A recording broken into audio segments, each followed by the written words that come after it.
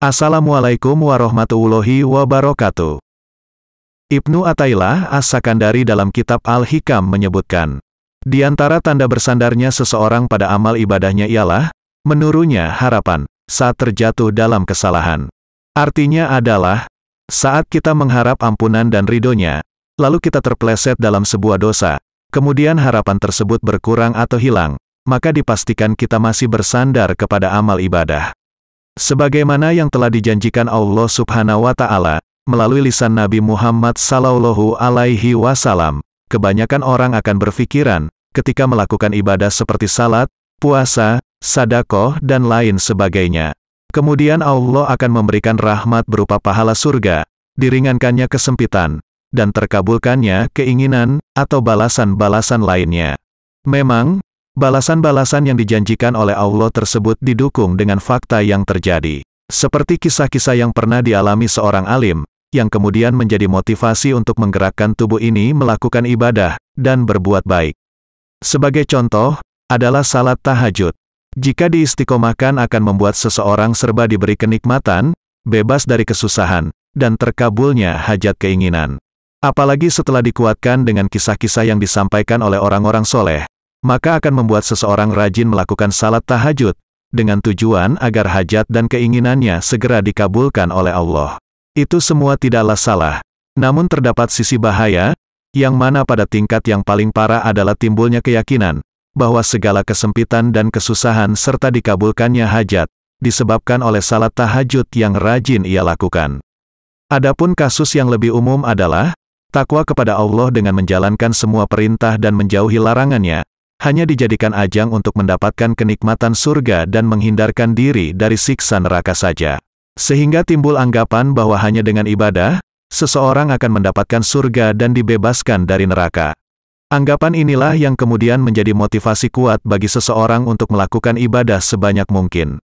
Jika diibaratkan ini layaknya bisnis, seolah kita bekerja untuk Allah, melakukan salat, menunaikan puasa, dan menghindari maksiat, demi mendapatkan imbalan surga, atau imbalan lain, baik yang diberikan di dunia atau di akhirat nanti. Dari penjelasan di atas, istilah kasarnya adalah mempertuhankan ibadah, dan menomorduakan Allah Subhanahu wa Ta'ala.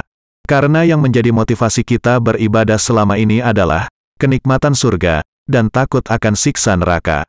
Bukan demi menjalankan perintah Allah, bukan demi menuju Allah. Apakah surga lebih besarnya daripada Allah? Sampai-sampai dijadikan tujuan dan motivasi kita beribadah. Lalu, apakah siksa neraka lebih pedih, sehingga kita takut masuk neraka ketimbang takut kepada murkanya Allah? Padahal surga dan neraka itu kecil, karena Allah lah yang menciptakan surga dan neraka. Inilah salah satu bentuk kekufuran, yang bisa saja tak disadari sudah meracuni keimanan kita. Karena sangat halusnya, hingga kita tak menyadari betapa banyak nafsu-nafsu tersembunyi di balik ibadah kita. Lantas, bagaimana akidah yang benar dalam masalah ini? Syekh Al-Bajuri dalam kitab Jauhar At-Tauhid mengatakan, jika Allah memberi kita pahala, maka itu karena anugerahnya. Dan jika Dia memberi kita siksa, maka itu adalah bentuk keadilannya. Ini adalah akidah yang wajib diyakini oleh setiap muslim, dan merupakan manhaj salafus salih. Allah Subhanahu wa Ta'ala adalah raja dari segala raja, sedangkan manusia, dan semua makhluk adalah hamba. Lalu, apakah pantas jika seorang hamba bekerja untuk sang raja, tapi hanya untuk mendapatkan bayaran semata? Ada seorang sufi berkata, untuk mengukur keikhlasan seseorang dalam beribadah, adalah, jika seandainya, Allah memerintah Anda untuk beribadah, dan menjauhi segala larangannya, tapi di sisi lain Allah tidak menciptakan surga dan neraka. Apakah Anda masih mau beribadah kepada Allah apa tidak?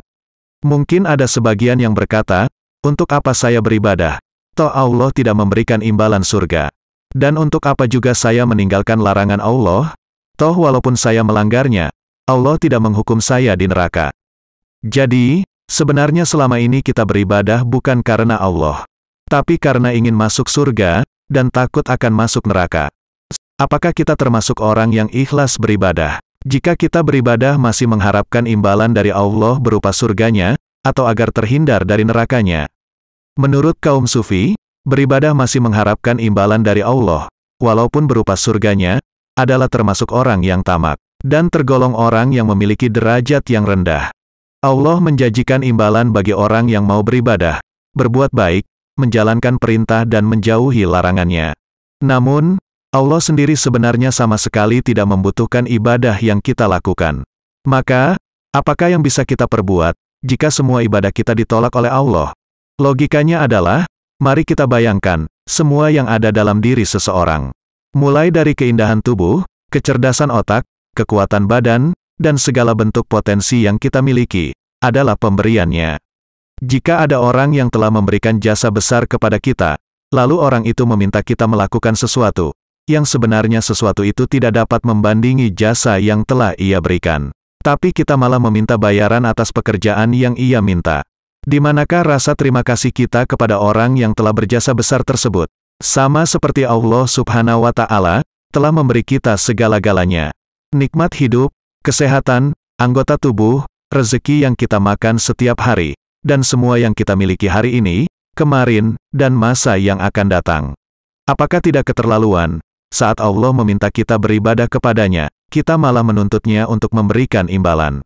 Lagi pula, cahaya iman dalam hati kita, kemampuan dan semangat melakukan ibadah, pengetahuan yang dapat membedakan yang hak dan yang batil, serta kecenderungan hati kepada kebaikan dan menjauh dari keburukan. Semua itu bukanlah hasil jerih payah kita, bukan pula inisiatif dari kita sendiri, melainkan semua adalah anugerah dari Allah Subhanahu wa Ta'ala. Jadi, masihkah terbayang dalam benak kita untuk meminta imbalan ibadah yang kita lakukan? Maka, jangan sekali-kali menjadikan dan mengandalkan ibadah atau perbuatan baik kita untuk mendapat pahala. Kita harus yakin bahwa ridho Allah dan segala bentuk pemberiannya adalah murni kasih sayang, kedermawanan dan anugerah Allah semata. Rasulullah Shallallahu Alaihi Wasallam bersabda, amal salah satu dari kalian tidak akan memasukkan kalian ke surga. Para sahabat bertanya, tidak pula engkau wahai Rasulullah? Rasulullah bersabda, tidak juga aku, kecuali Allah memberikan rahmatnya kepadaku. Hadis riwayat Al-Bukhari. Jadi, sejatinya kita beribadah adalah demi menjalankan perintah Allah, demi menuju Allah. Bukan karena surga, bukan karena takut akan neraka, atau bukan untuk mendapatkan kemuliaan-kemuliaan dunia, dan dibebaskan dari kesempitan. Semuanya hanyalah makhluk, semuanya hanyalah ciptaan, tapi Allah lah yang maha menciptakan semua makhluk, yang menjadi tujuan ibadah kita. Wallahu a'lam bishawab.